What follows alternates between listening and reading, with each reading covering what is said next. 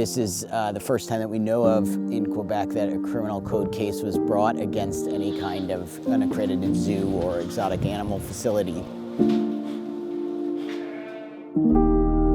The owner is being charged with animal cruelty and neglect.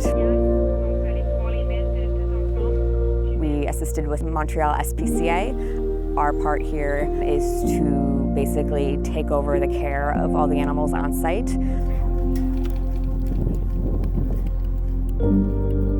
There's some really horrible indoor barns where animals are just in stalls they can barely turn around in.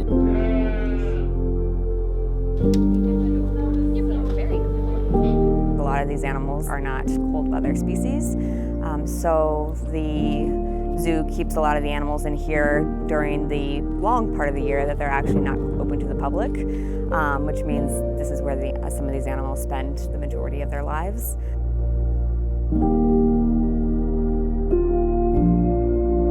Our long-term goal is to get them off-site here and into proper sanctuaries. I'm looking forward to getting them all out as soon as possible.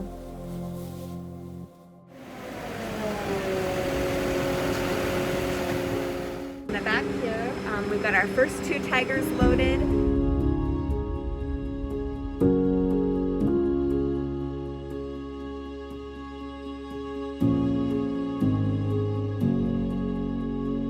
I always love getting the story beforehand. You know, as sad as it is, you see the conditions they came in, so it kind of makes you want to prove and strive to give them the best quality of life that you can.